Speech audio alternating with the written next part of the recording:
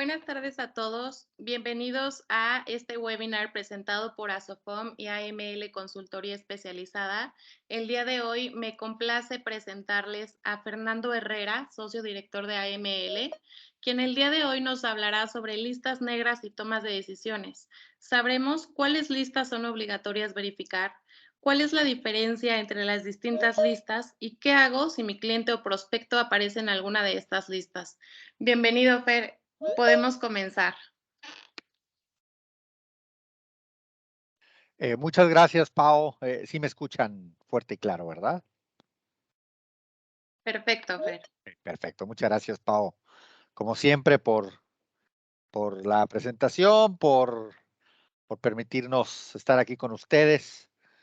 Como siempre, un gusto colaborar de la manera que se pueda siempre con Asofom. Y bueno, estos foros siempre me parece que son muy valiosos para sus asociados, para que realmente se pueda evolucionar siempre en el tema de PLD, ¿no? Porque finalmente este no es un tema estático, este no es un tema que siempre sea igual, se debe, se debe evolucionar, ¿no? Entonces, pues qué gusto saludarlos. Es una plática, bueno, como ustedes ya lo saben, es una plática corta, veámoslo como eso, no es propiamente una capacitación o un curso, ni mucho menos, es una charla, pero yo espero que ustedes saquen cosas muy valiosas de esto, sobre todo cosas que a lo mejor no están muy claras en las disposiciones actuales y que probablemente el día de hoy les resulten ya claras, ¿no? Esa finalmente es mi intención. Entonces, si me lo permiten, vamos a comenzar. Déjenme acá la presentación, aquí está. Bueno, muchos nos conocemos, estoy viendo varios nombres por ahí que nos ubicamos muy bien mutuamente, pero bueno, para quienes no, yo me llamo Fernando Herrera, soy director general de este despacho, estoy certificado por ACAMS desde hace ya muchos años, por la Comisión Nacional Bancaria desde 2015, con la recertificación de rutina de cada 5 años en 2020, certificado también en PLD por la UIF este año, básicamente, bueno, finales del año pasado, el certificado fue ya en este.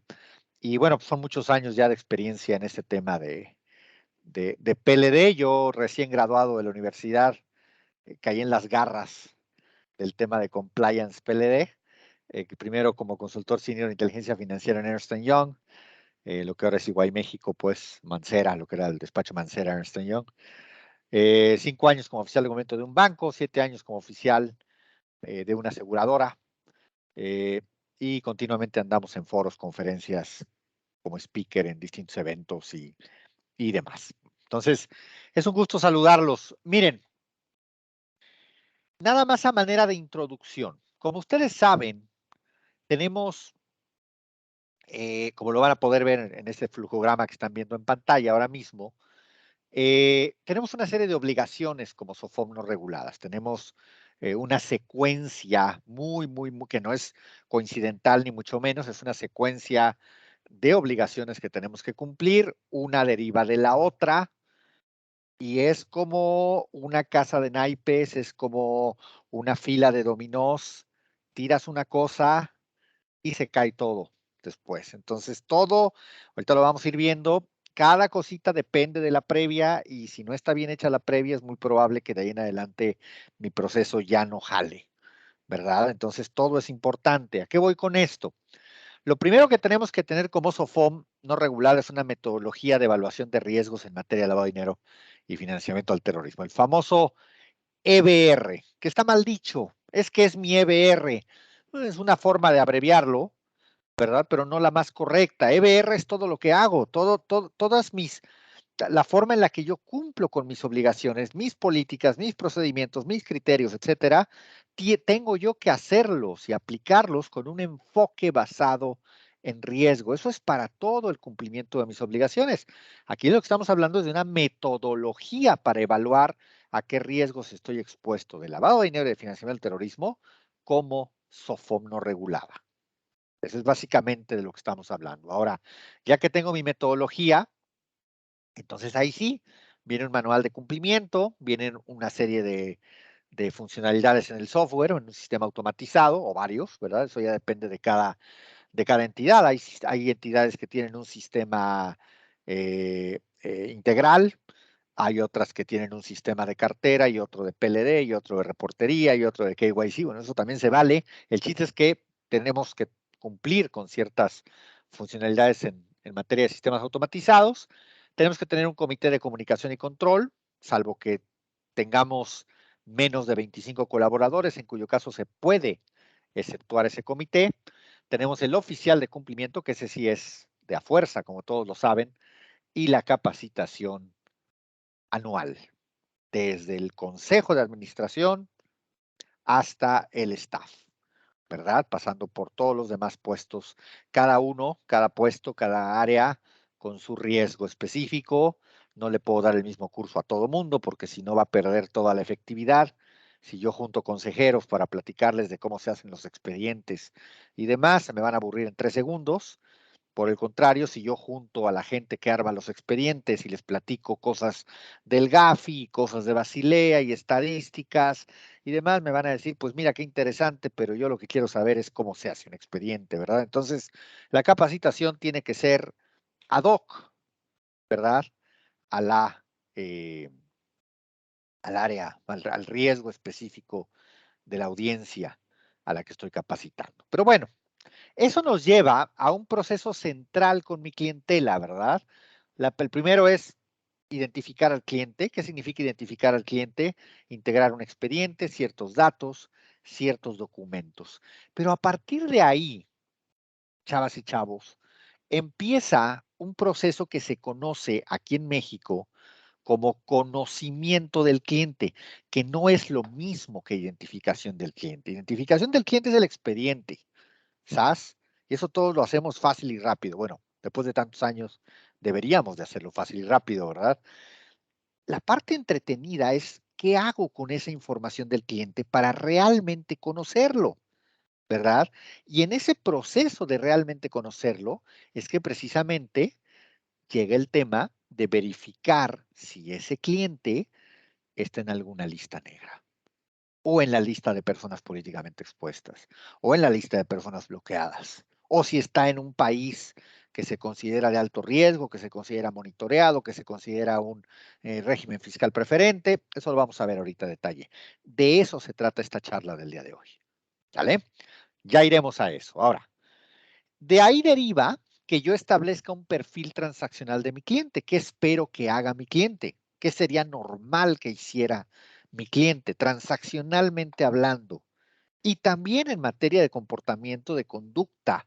¿Qué espero yo de mi cliente? Ese es el perfil transaccional. Luego de ello voy a determinar qué riesgo me representa mi cliente. Ese cliente en lo individual, sea persona física, sea moral, sea fideicomiso, sea mexicano, sea extranjero, lo que sea, ¿qué riesgo me implica, verdad, de que me pueda usar como vehículo para lavar dinero, para financiar terrorismo? Ese riesgo podrá ser bajo, podrá ser medio, podrá ser alto. El caso es que cuando sea superior a bajo, yo voy a tener que aplicar, perdón, una serie de mitigantes, una serie de controles adicionales para esos clientes de mayor riesgo, lo que conocemos con palabras ya más bonitas como debida diligencia reforzada. Le voy a pedir más cosas a esos clientes que a un cliente normal. De ahí va a derivar un monitoreo. Mi sistema automatizado va a ser un monitoreo de las operaciones que realmente, en efecto, realizan mis clientes contra su perfil transaccional y su grado de riesgo. Yo tendré una serie de ponderadores, de parámetros, de tablas, de desviaciones, de curvas dinámicas, etcétera, depende de qué tan sofisticado naturalmente sea mi sistema, y eso me va a generar alertas. Alertas que pueden ser de varios tipos. Hay algunas alertas que son de cajón, que son fijas, lo que en Sofomes conocemos como operaciones relevantes, ¿verdad? Operaciones iguales o superiores al equivalente a $7,500, moneda nacional, en la moneda de la que se trate. Eh, esas alertas son siempre y se reportan trimestralmente de cajón, no hay más que decir ahí. Pero luego tenemos las alertas de operaciones inusuales o de posibles operaciones inusuales y de operaciones internas preocupantes. Acuérdense, las inusuales es cuando el sospechoso es el cliente, las internas preocupantes es cuando el sospechoso es mi accionista, mi directivo, mi funcionario, mi empleado, mi compañero, pues el colaborador que también trabaja para la SOFOM. Ese tipo de alertas se llevan al Comité de Comunicación y Control ya investigadas para efectos de que ese comité diga, oye, repórtalo, no lo reportes, lo que tengas que hacer, el oficial siga esa instrucción y al final del día toda la información se conserve durante 10 años. Y por información me estoy refiriendo a los expedientes, me estoy refiriendo a los registros contables, a los registros financieros, a las actas, a las alertas, a los reportes, a toda la información que se genera de este proceso. Con dos excepciones, ¿verdad? La metodología de evaluación de riesgos se conserva 5 años la información, la auditoría se conserva en 5 años la información, pero todo lo demás se conserva 10 años. Ahora, adicionalmente, ustedes ya saben esto, cada año se hace una auditoría en materia de prevención del financiamiento del terrorismo, que puede ser externa, puede ser interna, con el único asegún de que el auditor tiene que estar debidamente certificado por la Comisión Nacional Bancaria de Valores. Cada 3 años las OFOMES tienen que tramitar y renovar un dictamen técnico que luego les sirve para renovar el registro ante la Conducef y poder seguir operando un trienio adicional y así sucesivamente. Y cada 5 años hay que recertificar al famoso oficial de cumplimiento con otro examen más por parte de la Comisión Nacional Bancaria y de Valores. Estas son nuestras obligaciones para todos los que somos SOFOM no regulada. ¿Sale? Pero el tema del día es qué pasa con las listas negras. ¿Qué hago? ¿Cuáles son las que son de cajón? ¿Cuáles son meramente deseables? ¿Qué pasa si alguien sale positivo en una de esas listas? ¿Qué hago, hombre? Y eso es lo que les quiero platicar el día de hoy. Vamos para allá. Miren, si yo me voy a las dos referencias que hay en las disposiciones sobre listas negras, vamos a llamarlas así de manera, no todas son negras, pero a lo que vamos a llamarlas así simplemente por practicidad el día de hoy, primero encontramos que la fracción quinta de la disposición 35 me dice que el Comité de Comunicación y Control deberá asegurarse de que los sistemas automatizados a que se refieren las disposiciones contengan las listas a que se refiere la fracción 10 de la 30ª. Ahí está una, que de hecho son dos, pero bueno, ahí llevamos una referencia. La lista de PEPs y la lista de personas bloqueadas. Son 3 listas o 3 fuentes referidas. ¿Sale? Y si yo me voy después a la fracción 10 de la 43, leo algo muy parecido. Me dice que el sistema automatizado, mis sistemas automatizados, deben desarrollar una funcionalidad que ejecute un sistema de alertas respecto de aquellas operaciones que se pretendan llevar a cabo con las mismas referencias que ya leí arriba. Entonces, realmente me están dando pues poca información. Me hacen referencia a la fracción 10 de la 30ª, a PEPs y a bloqueados. ¿Cuántas listas son esas? Traducidos son 4, chavos, y nada más. La fracción 10 de la 30 hace referencia a estas dos primeras listas. La primera es la lista de países y jurisdicciones, perdón, que la legislación mexicana considera como regímenes fiscales preferentes, paraísos fiscales y similares. La número 2, lista de países y o jurisdicciones que no cuentan con medidas de PLDFT o en los que la aplicación de dichas medidas es deficiente. Estamos hablando básicamente de la lista del GAFI, que como sabemos está subdividida en lista negra, lista gris, eso lo veremos ahorita, no se preocupen. Luego tenemos la lista de personas bloqueadas y luego tenemos la lista de personas políticamente expuestas. Y San se acabó, chavos. Oye, ¿qué pasa con OFAC? Oye, ¿qué pasa con Europol? ¿Qué pasa con Interpol? ¿Qué pasa con la lista de no sé qué autoridad en Holanda? Que esas listas no son obligatorias, ¿sale? Oye, pero es que mi proveedor me las da como parte del servicio de listas que me provee. ¡Qué maravilla! Oye, pero si no son obligatorias, entonces no las checo. Yo no les recomiendo eso, para nada. Yo como oficial de cumplimiento, y yo lo fui durante muchos años, yo como oficial de cumplimiento lo que más quería y apreciaba y valoraba era tener la mayor cantidad de información a la mano. Entonces, aunque son solo 4 listas obligatorias, como lo estamos viendo en la pantalla, si mi proveedor de listas, se llame como se llame ese proveedor de listas, ya saben que hay varios. No voy a decir nombres para no ser comerciales, ¿no? Pero eh, si mi proveedor de listas me quiere dar 50 fuentes, qué maravilla, porque así tengo todavía más información.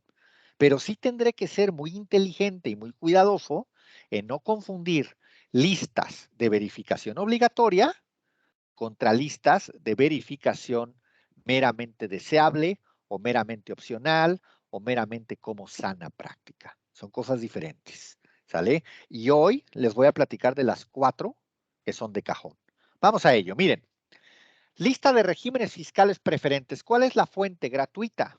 Googleen Ley del Impuesto sobre la Renta, váyanse al 9º transitorio, ahí van a encontrar la lista de países que se consideran, según México, con regímenes fiscales preferentes. Por si fuera poco, cada vez que esa lista cambie, que cambia cada 1000 años, por cierto, realmente no es algo que suele cambiar continuamente, la comisión se los avisará a través de un oficio, básicamente así lo dicen las disposiciones. Ahora, ¿qué efectos tiene? ¿Qué consecuencias tiene esto? ¿Qué pasa si resulta que mi cliente reside u opera desde uno de estos países? ¿Lo debo reclasificar con un riesgo superior al que tiene? Supongamos que es un cliente de bajo riesgo. El simple hecho de estar en uno de esos países implica que yo lo reclasifique con un riesgo superior a bajo. Pues fíjense que no necesariamente. Eso va a depender de la política interna de cada uno de ustedes. Pero las disposiciones no dicen que esa sea una causal para que automáticamente el cliente sea reclasificado. Que muchos lo van a hacer como sana práctica, y yo lo hacía como sana práctica, sí, es recomendable, pero no es obligatorio. ¿Sabes? Ahora, siguiente, ¿es un criterio que yo debo de considerar dentro de mi sistema de alertamiento para detectar una posible operación inusual? Sí. La fracción 10 de la 30ª nos dice que esta es un ejemplo, ¿verdad? Una causal de una posible operación inusual. Ahora, eso quiere decir que mi comité la va a reportar, me va a decir, oye, repórtalo a la UIF a través de la comisión porque está en Panamá y Panamá es un régimen fiscal preferente. No, el comité tendrá la facultad de decidir si se reporta o no, si es congruente o no, el perfil transaccional, una serie de factores que hay que considerar. Pero mi sistema sí me debe generar esa alerta, por lo menos la alerta. Y ya yo veré qué seguimiento le doy a la alerta y qué decisión toma el comité, ¿verdad? Pero sí debe ser un criterio de alertamiento. Y eso está muy claro en las disposiciones. ¿Sale? Ahora, la lista Gafi, mismo tema, chavos. La lista Gafi, si ustedes ahorita se meten al portal del Gafi, la van a encontrar.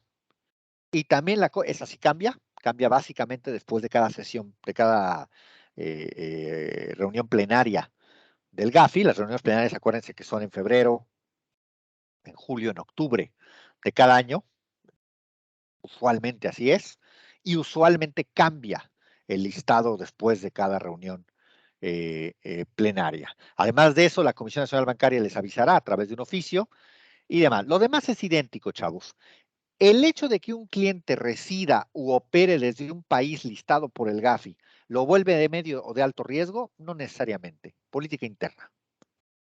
Ahora, ¿es una causal para que mi sistema me genere una alerta de posible operación inusual? Eso sí, que me genere la alerta, insisto, a ver después qué hago con la alerta y a ver qué decisión toma mi comité.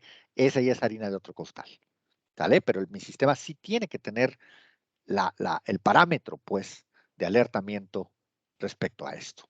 Bueno, según el Gafi, esta es su lista negra y esta es la lista gris. Esto está actualizado a junio del 22, es la reunión más reciente, ¿verdad? O la actualización más reciente. Vendrá otra seguramente a partir de la reunión de este mes, pero la cosa está así. Lista negra, 2 países a los que el Gafi llama de alto riesgo, que es Corea del Norte, como siempre, e Irán, ¿verdad? Y aquí tenemos la lista gris que el Gafi les llama jurisdicciones o países monitoreados, que son estos que ven aquí en la pantalla. ¿Qué diferencia hace una de la otra? Estos de la lista negra, que en inglés se le llama Call for Action, básicamente quiere decir que el GAFI te está diciendo, ¿sabes qué? Con esos dos, si puedes evitar operar o meter algún tipo de contramedida para proteger ese tipo de transacciones, hazlo. Pero te sugiero que no te metas ahí, mano. Son países, son de alto riesgo porque no cumplen. No les interesan mis recomendaciones. ¿Sale? Mientras que las de la lista gris, el GAFI lo que te está diciendo es, mira, estos países ya le están echando ganas, no han logrado el estándar que yo espero de ellos, son países que están monitoreados, son países que están mejorando paulatinamente, cuidado con ellos. No quiere decir que estén prohibidos, no quiere decir que estén vetados, que estén restringidos, aparte de que el GAFI, acuérdense que no es una autoridad, no tiene ese tipo de potestad o de facultades. Sin embargo, el GAFI te dice, con esos nada más ten cuidado, aguas con los de la lista gris. Ahora, ¿qué hacemos nosotros en la práctica? Lo que hacemos aquí en México en la práctica es que usualmente en nuestro EBR, ¿verdad? Y también en nuestra matriz de clasificación de clientes por grado de riesgo, en los dos lados, consideramos estos países con cierta ponderación de riesgo y a estos, a los negros, con una ponderación mucho mayor o con una prohibición expresa por política interna de operar con ellos. ¿Verdad? Usualmente hacemos una separación interna en las entidades para decir, bueno, los de la lista gris sí opero con ellos con cierto riesgo, pero los de la lista negra o los pongo de alto riesgo directo o de plano no opero con ellos. Usualmente hago esa distinción porque sería injusto, francamente, considerar que Jordania y que Corea del Norte tienen el mismo riesgo cuando son listas diferentes, ¿verdad? Entonces, nada más habrá que ser muy cuidadosos ahí con mi política interna. Ahora, un documento que mucha gente no leyó, y se los digo porque nosotros auditamos más de 230 entidades cada año y tristemente algo muy común, se los voy a decir como es, porque creo que eso es lo valioso de este tipo de intercambios y de charlas, pero tristemente una cosa de la que estamos seguros es que de todo lo que publica en el CITI, la Comisión Nacional Bancaria, si, si los oficiales de cumplimiento no ven que sea urgente o que sea de responder o de acusar una recepción, etcétera, la verdad es que lo archivan para leerlo, y lo voy a entrecomillar, para leerlo después. Y el problema es que ese después muchas veces no llega. ¿Verdad?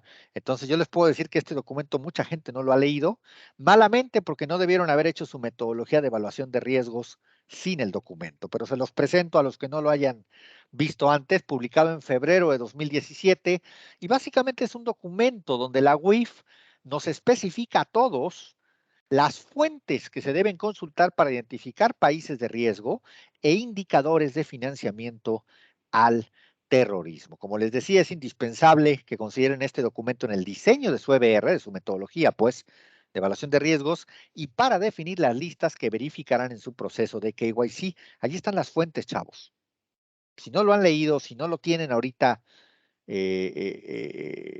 vamos, considerado entre sus múltiples documentos de soporte, chequenlo de inmediato. Es un documento importantísimo. ¿Vale? Muy bien. Bueno, ahora, ya acabamos con las listas de países, ¿verdad? Ahora vámonos con las listas de personas, y ahí tenemos dos. Una es la lista de personas políticamente expuestas. ¿Cuál es la fuente? Pues miren, la única fuente oficial que tenemos es esta lista que periódicamente actualiza la Unidad de Banca de Valores y Ahorro en conjunto con la UIF. La última versión es de febrero de 2020, pero el único problema que tenemos es que nada más trae los cargos públicos, no trae los nombres, que es lo que a mí me interesaría saber, ¿no? ¿Qué pasa ahí? Que pues me obligan, básicamente me orillan a contratar a un proveedor de listas, ya sabemos que hay varios que se dedican a eso, ¿verdad? En el mercado mexicano y extranjero también, y bueno, pues ese proveedor me resolverá este tema, ¿no? Ahora, ¿qué pasa si mi cliente es PEP? Si es PEP mexicano, ¿es de alto riesgo forzoso? No. ¿Puede serlo? Sí, si yo así lo decido en mi política interna, pero no es automático, no es obligatorio. PEP mexicano, mi política interna rige y yo decido qué tratamiento le doy a una persona políticamente expuesta de nacionalidad mexicana. Ahora, ¿qué pasa si es PEP extranjera? Ah, a la PEP extranjera es así, le pondré que es de alto riesgo. Lo clasificaré a ese cliente como de alto riesgo. ¿Sale? Ahí no hay mucho que decir. Puede haber excepciones raras, el tema de los cónsules honorarios, algunos puestos ahí que van a generar algunas dudas que luego nos llegan al despacho y que es muy interesante echarse un clavado en sanas prácticas y ¿cómo se llama? Y estándares internacionales y demás. Pero bueno, en términos generales, para que nos lo aprendamos así, las PEPs extranjeras son de alto riesgo, las PEPs mexicanas son de criterio interno de ustedes. Conozco de todo. Hay clientes que nos dicen, no, PEP mexicana, triple alto riesgo, ese es peor que al extranjero, le pongo más alto riesgo que al... Ah, bueno, pues eso también se vale, ¿verdad? Pero eso ya es decisión de ustedes, ¿sale? Nada más para dejarlo bien claro. Ahora, el hecho de que yo tenga un cliente como PEP implica que todas sus transacciones, todas las operaciones que haga, me las deben alertar en mi sistema como posibles operaciones inusuales.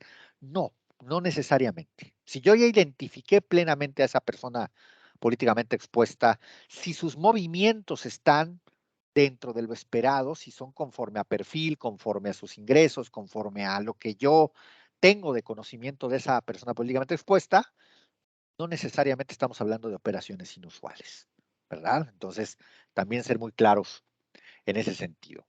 Ahora, por favor, pongan atención, dice por ahí, es darle un seguimiento especial solamente más cerca, exactamente a los mexicanos y a los extranjeros a nivel transaccional, independientemente del grado de riesgo que ya lo platicamos. Precisamente. Ahora, presten mucha atención a este comentario que voy a hacer, porque a mucha gente le ha pasado de noche.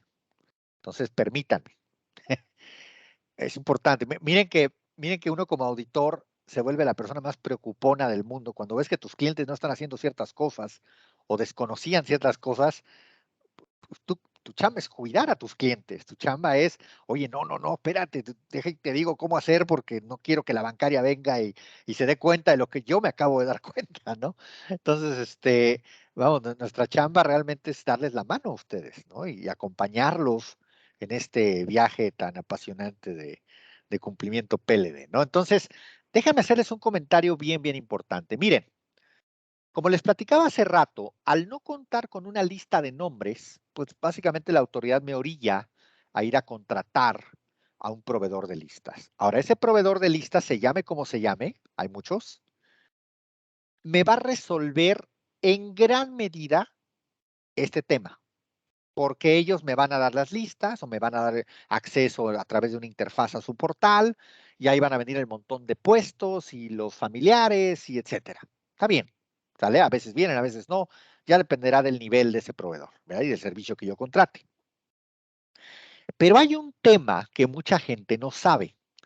En esta última versión de la lista que sacó la UBA en febrero de 2020, vienen una serie de factores de riesgo y de criterios por los cuales un funcionario público puede ser PEP incluso sin que su cargo esté listado dentro de las jerarquías de este documento, porque la definición, el concepto original de PEP es que es un funcionario público de alto nivel, ¿sale? Destacado.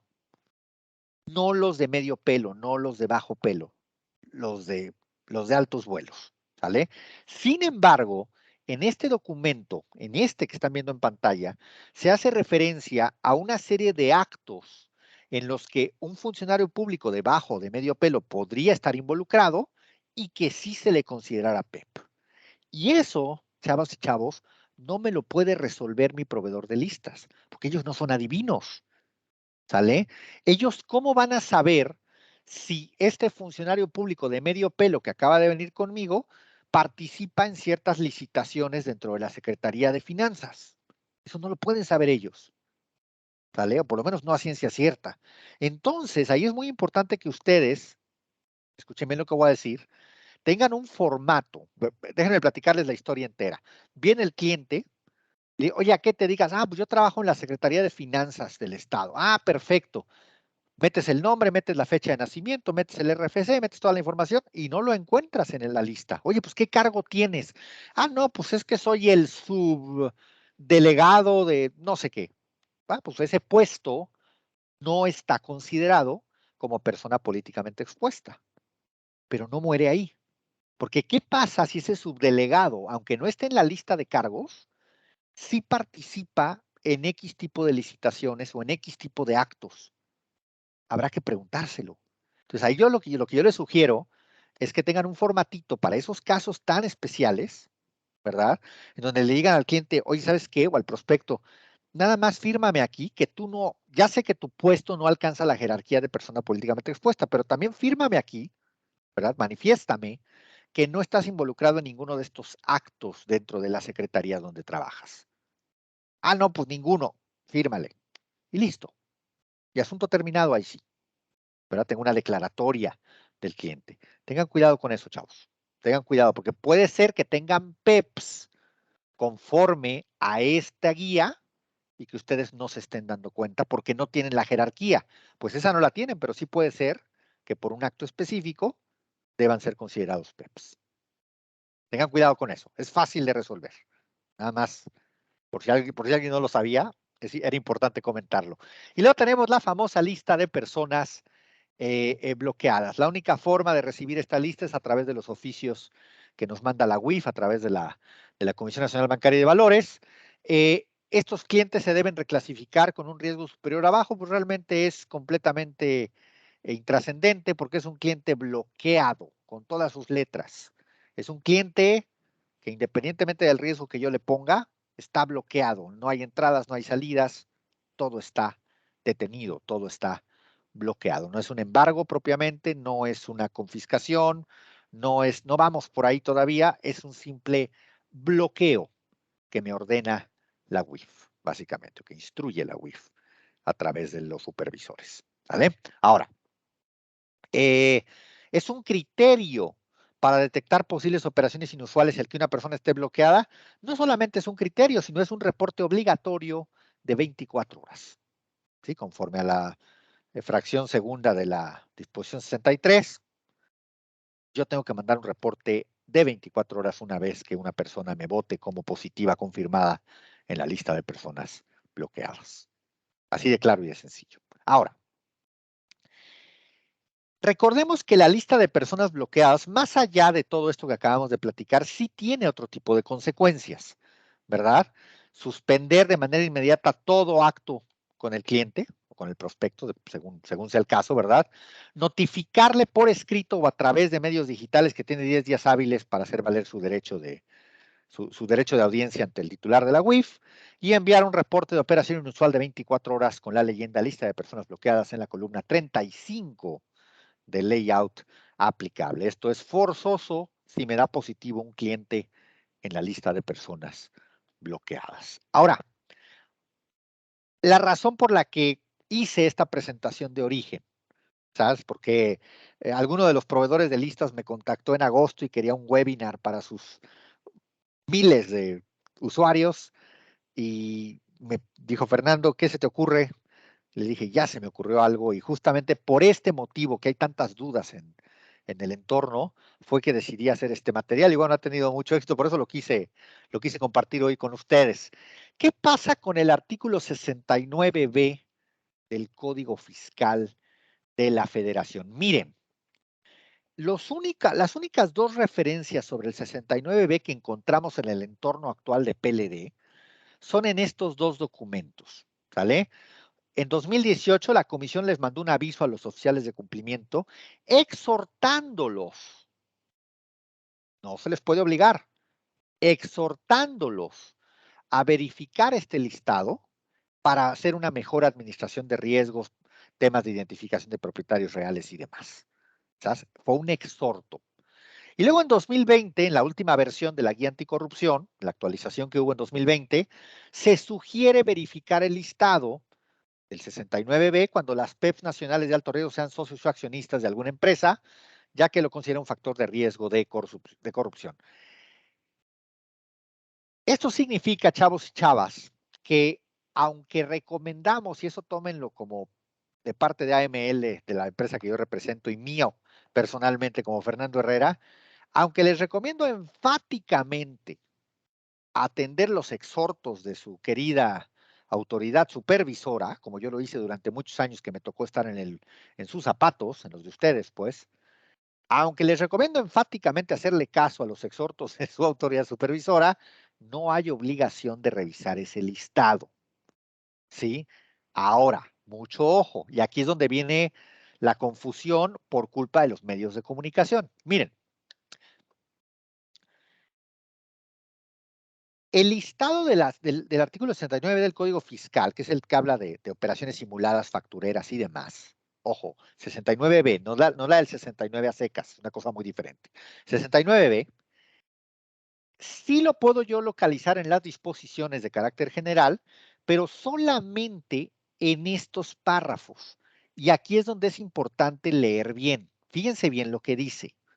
La Secretaría, o sea, la UIF, así interpretémoslo, podrá introducir, fíjense el uso del lenguaje, podrá introducir en la lista de personas bloqueadas a aquellas personas que aparezcan en la lista de contribuyentes a que se refiere el cuarto párrafo del artículo 69B del Código Fiscal de la Federación. Podrá introducir. Es una posibilidad, no es algo automático. No porque un contribuyente entre a la lista del 69B, inmediatamente se va a volver una persona bloqueada. A lo mejor sí, si la UIF así lo decide, pero no es de cajón, no es automático. ¿Sale? Entonces, si su proveedor de listas les está dando la lista del 69B, que es lo más seguro, y les vota alguien ahí como positivo, no lo vayan a dar como persona bloqueada en automático. Hay que ir a ver la lista de personas bloqueadas y hay que ver si está ahí también, porque la UIF puede o no replicar ese nombre en la otra lista. ¿Sale?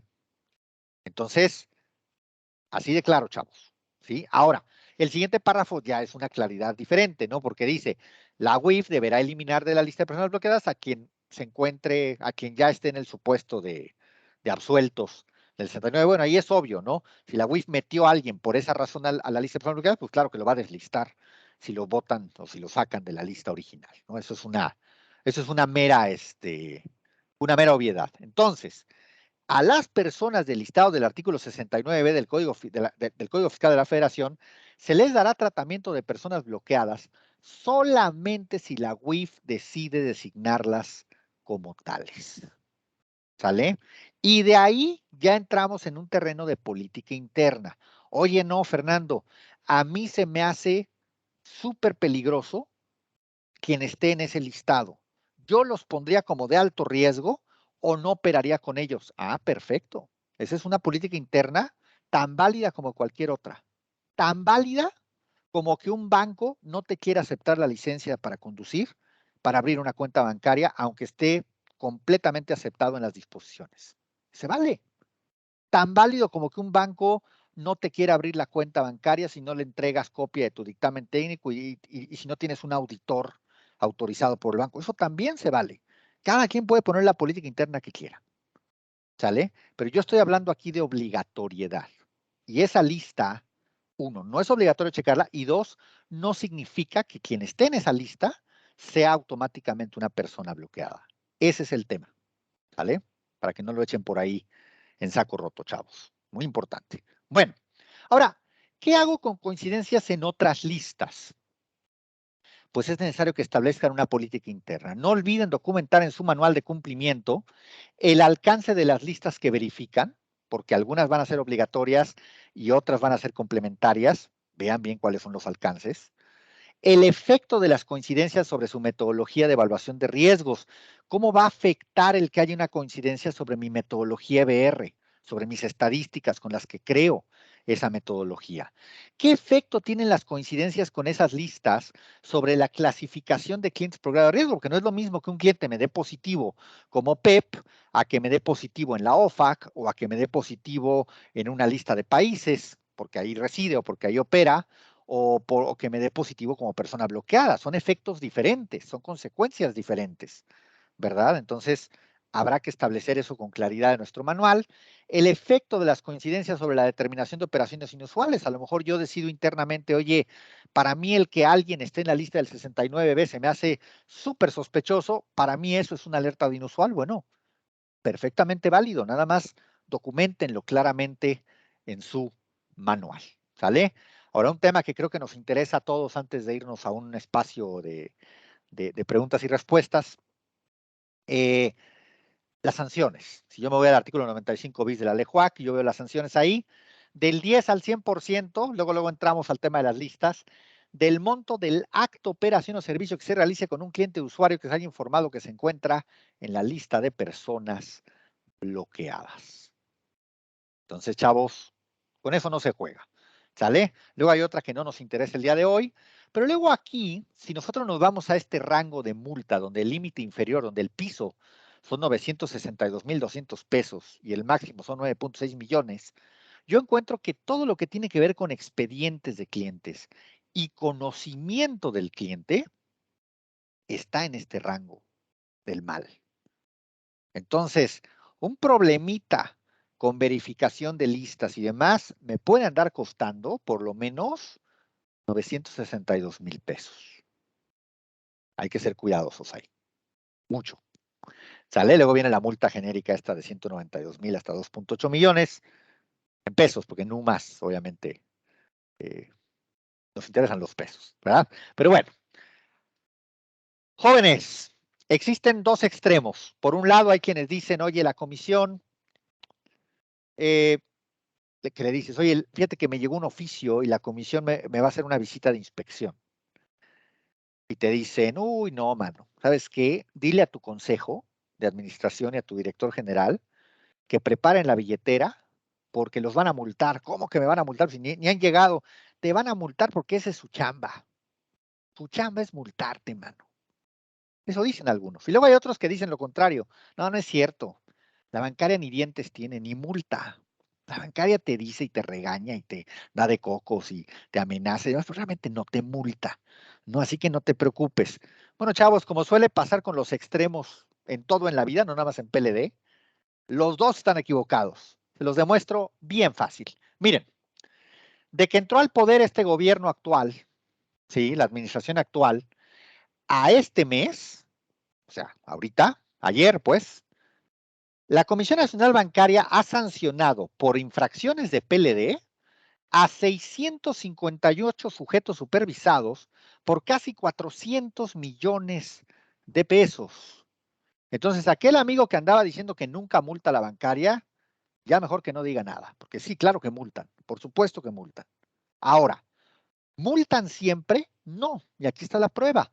Resulta que en ese mismo periodo, a 162 sujetos supervisados que sí cometieron infracciones, no los sancionaron, simplemente los amonestaron. ¿Por qué? Porque se supieron defender, porque supieron cómo contestar, porque no hubo reincidencia, porque estuvieron dispuestos a corregir la falla, por mil razones, porque no hubo dolo, porque no se dañaron intereses patrimoniales de terceros. Hay muchos criterios ahí que se toman en cuenta, muchos factores, ¿sale? Pero hay 162 entidades a las cuales, a pesar de haber cometido infracciones, no los sancionaron. Entonces tampoco multan siempre. Multan cuando tienen que multar. Ahora, creo que a todos les interesa el número de SOFOMES, seguramente, ¿verdad? Mismo periodo, chavos, de diciembre de 2018 a la fecha, 355 SOFOMES no reguladas sancionadas por temas de PLD, por casi 80 millones de pesos acumulados, y 105 de ellas, bueno, perdón, y además 105 SOFOMES no reguladas han sido amonestadas sin llegar a ser sancionadas. Pues ahí está la historia completa. ¿Sale? Hay que tener cuidado, sí, pero tampoco se trata de preocuparse. Se trata de ocuparse para que esto no me suceda y para que yo no esté en estas estadísticas, ¿verdad? Y tan sencillo como eso, chavos. Para cerrar, un aviso parroquial. Muchos de ustedes son nuestros clientes de auditoría, estaba viendo ahorita nombres, y pero bueno, como siempre, chavos, estén con AML, estén con cualquiera de los otros despachos, de los muchos que hay en México, siempre recuerden que su auditoría se debe contratar con tiempo. Lo hagan con quien lo hagan, ¿sale? No se esperen al final. Nos saturamos los despachos. No se esperen al final. Y aparte de eso, les conviene a ustedes hacerlo pronto por el tema del informe preliminar y por tener tiempo, ¿verdad? Para desahogar bien la auditoría. Los que vayan por la certificación de la comisión en noviembre, tenemos nuestro curso de repaso una semana antes del examen, a quien le resulte de interés el tema, y tenemos nuestro curso avanzado que hacemos en diciembre de todos los años. Ahora va a ser virtual otra vez. Eh, es un curso avanzado para oficiales, se asume que ya tienen cierto nivel básico, y bueno, vemos ya temas un poquito más finos, un poquito más avanzados, o mucho, temas que no son los de siempre, pues por eso dice ahí la publicidad, cansado de los temas de siempre, un curso diferente, un curso donde se habla de cosas distintas, ¿no? Eh, y bueno, chavos, sobre nosotros, pues muchos nos conocemos, estamos en Guadalajara, con FIRA trabajamos, con algunos bancos también para temas de apertura de cuentas, estamos certificados en México y en Estados Unidos en la materia, atendemos más de 200 SOFOMES no reguladas en todo México desde hace ya más de 10 años, además de un montón de entidades distintas a SOFOMES, incluyendo ITFs, personas físicas y morales con actividades vulnerables, bancos, SOFIPOS, un poco de todo. Realmente auditoría, manuales, CBR, dictamen técnico, capacitación y asesoría continua. Yo, chavos, espero que la información les sea útil, les haya sido interesante. Les doy las gracias por su atención. Gracias a Sofón, como siempre, por el espacio. Y les deseo mucho éxito a todos en todo lo que hagan. Gracias. Cualquier Muchísimas, duda, estoy aquí a la orden. Gracias, Pau, muchas perdón. gracias, Fer. Sí tenemos una duda por parte de Pedro Ramírez. Él pregunta, dice que no es obligatorio su consulta y que podría incluirse en la lista negra propia, pero tener un cliente que esté en un listado no implicaría un riesgo reputacional. Totalmente, Pedro. Eso ya va, precisamente eso depende mucho de tu EBR, de que tú estés expuesto a ese tipo de clientela y demás, en cuyo caso, aunque no sea obligatorio, definitivamente sería muy recomendable que la revisaras como una política interna, ¿verdad? Y que tomaras alguna acción en particular con ese tipo de coincidencias, ¿no? Pero eso ya es un tema, insisto, de pura política interna. Se vale completamente. Por ejemplo, yo cuando estaba en el banco, implementé un montón de políticas internas que no tenían un fundamento en las disposiciones, sino precisamente en un tema de riesgo reputacional, en un tema de ciertos riesgos que yo detectaba y que como oficial de cumplimiento es tu chamba, cubrir, ¿verdad? Y proteger. Entonces se vale completamente, ¿no? Gracias, Fer. Igual nos pregunta Astrid que cuándo regresarán los cursos presenciales. Astrid, qué gusto saludarte porque nos conocemos. Saludos hasta Mexicali, para que vean que tengo buena memoria de repente, ¿eh? El año que entra, sin duda alguna. Gracias, Fer. Igual, Víctor Cuadras pregunta, ¿es obligatorio terminar la relación si la persona no sale en la lista de personas bloqueadas, pero sí en las demás como FAC, FGR, etcétera? No, política interna, Víctor, totalmente. Eso ya es criterio de cada entidad. Por ejemplo, los bancos, hay algunos bancos que si tú haces una operación inusual, digo, no es exactamente lo mismo, pero es para que te des una idea. Si tú haces una operación inusual, te reportan. Si no la pueden justificar, te reportan. Y cuando haces la siguiente, si vuelves a hacer otra, te cancelan la cuenta. Pero nadie les ordena hacer eso. Es un tema de política interna completamente. Es algo parecido. Si tú decides en tu EBR o en tus mitigantes, etcétera, etcétera, que es sano cortar esas relaciones, es completamente válido, pero es un tema de criterio interno. Perfecto, Fer. Muchísimas gracias. Gracias a todos los que se conectaron. Igual los esperamos en un webinar más de Asofom y finalmente tenemos el último evento de Asofom que va a ser el 18 de noviembre en Sureste. Entonces esperamos que nos puedan acompañar. Muchísimas gracias a Fer y sobre todo igual a tu empresa por siempre el apoyo, Fer. Excelente No, tarde. al contrario, gracias a todos. Un abrazo. Respecto al material, porque varios están preguntando, perdón, Pao, pues se les hará llegar en, Sí, sí, en, sí. en breve. Lo mando terminando el correo, perdón, terminando la presentación, mando este correo Perfecto. a los Un inscritos. abrazo a todos. Muchas gracias, Pao. A todos. Gracias. Hasta pronto. Hasta luego.